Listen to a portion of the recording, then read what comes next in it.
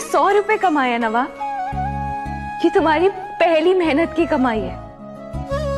जब इंसान खुद अपनी मेहनत से कमाता है ना, तब वो पैसे की वैल्यू करना सीखता है। देखना, यही मेहनत तुम्हें बहुत आगे लेके जाएगी।